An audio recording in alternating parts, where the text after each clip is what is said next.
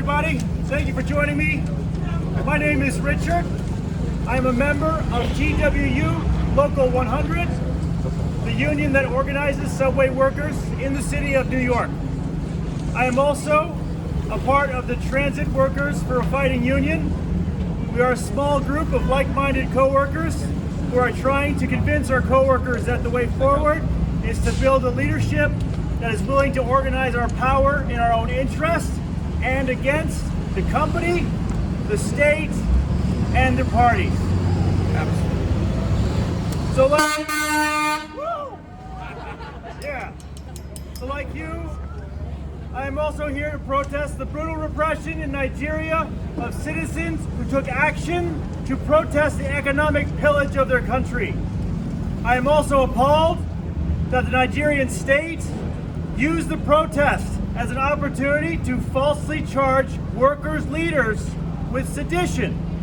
And I am deeply outraged that if convicted, it would result in their executions. The point has been made several times. Nigeria is one of the richest countries on the continent of Africa, fourth in fact. But like most of the world, it is saddled with a post-colonial history. And to this day, it is still paying the price for bravely obtaining its independence from its former colonial overlords, the British. But while Nigeria was able to gain the victory of formal independence from the British, like many countries, it is still not yet autonomous. It is held back and tied down by the crushing demands of world imperialism. That's right.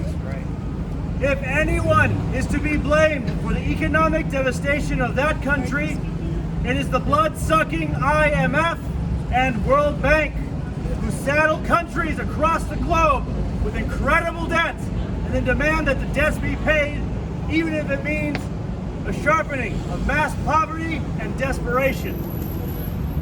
You might be thinking, why would a transit worker, far removed from the struggles of the peoples of Nigeria, demand that no reprisals be meted out to those protesting economic devastation?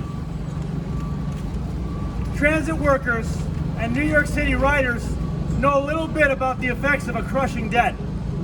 The MTA, my employer, has a debt that is expected to reach $60 billion in 3 years. How do they expect to service that debt? Every time it is raised, there's always two ways that they propose to do it. One is by raising the fare, and the other is by making us work harder and longer. So to pay their debt, they go after our pockets and they're after our bodies. The peoples of Nigeria are being asked to tighten their already tight belts, and we're always asked to do the same. The thread that binds us both is the domination of the financiers, and it threatens us all. In New York, the world's center of high finance, our World Bank is Wall Street. However, by protesting the economic hardship imposed on them through brave collective action, the people of Nigeria show us the way. I salute them. The working people and the oppressed shouldn't be made to take it in the teeth. Why should a transit worker demand freedom for those still detained by the Nigerian government? I want to stress what has already been said, that the threat of the executions against the 11 detained workers' leaders is a dagger pointed at the heart of the international workers' movement. If the worst were to come to pass, not only would the Nigerian labor movement lose battle-hardened partisans, it would also signal to international imperialism that they can ride roughshod over the whole face of the earth with impunity. On the contrary, if the bad governance 11 were released, it would mean we would have our leaders in the struggles ahead.